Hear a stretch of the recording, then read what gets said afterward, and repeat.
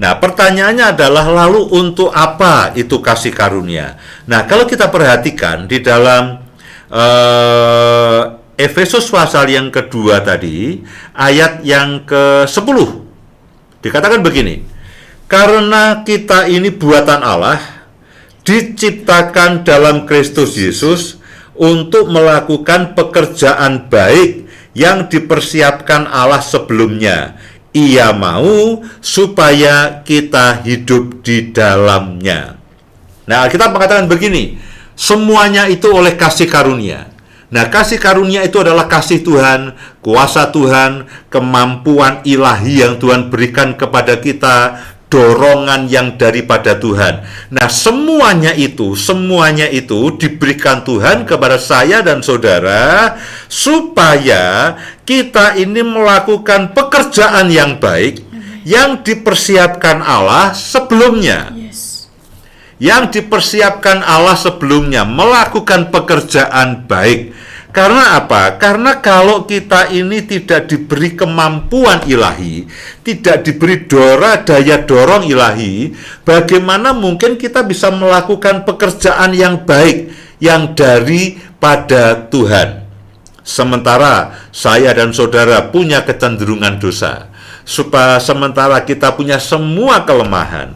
Nah, dalam segala sesuatu yang kita lakukan, kita perlu kasih karunia. Amen. Misalkan begini, saya sebagai seorang suami, kalau saya menjadi seorang suami yang apa adanya, suami yang ya naturalnya saya bagaimana? Saya suami yang seenaknya, saya suami yang main perintah saja, saya suami yang otoriter, saya suami yang tidak peduli kepada istri dan anak-anak. Nah, saudara tidak perlu kasih karunia.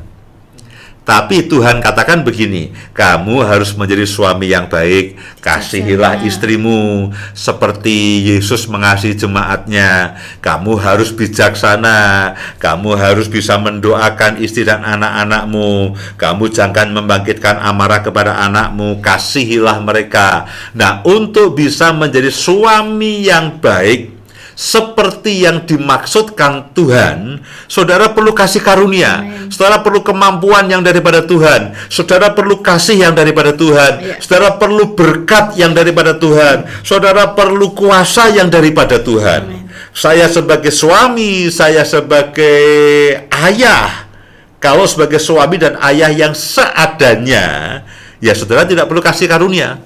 Tapi untuk menjadi suami yang baik, ayah yang berhasil, sehingga istri dan anak-anak saudara itu bahagia, saudara perlu kasih karunia. Saya sebagai pelayan Tuhan, saya sebagai gembala. Kalau saya sebagai gembala, sebagai pendeta, sebagai pelayan Tuhan seadanya, hanya berdasarkan kemampuan saya tidak perlu kasih karunia karena saya sudah mampu. Tapi supaya saya bisa menjadi gembala untuk jemaat seperti yang dimaui Tuhan, seperti yang diinginkan Tuhan, saya bisa menyampaikan firman Tuhan seperti yang diinginkan Tuhan, saya bisa menggembalakan dan sebagainya, saya bisa memimpin jemaat seperti yang diinginkan Tuhan. Nah, ada jarak antara yang diinginkan Tuhan dan kemampuan saya. Untuk mencapai supaya kemampuan saya ini bisa melakukan seperti yang diinginkan Tuhan, saya perlu kasih karunia. Saya perlu kemampuan ilahi, saya perlu kasih Tuhan, saya perlu kuasa Tuhan, saya perlu berkat yang daripada Tuhan, saya perlu hadirat Tuhan, saya perlu pengurapan Tuhan. Supaya apa? Saya mampu menyelesaikan apa yang Tuhan rencanakan dalam kehidupan kita. Nah, kasih karunia itu gratis. Kasih karunia itu free. Dia sebuah anugerah. Dan kasih karunia itu saudara dan saya terima seiring dengan Tuhan Yesus yang ada dalam kehidupan kita.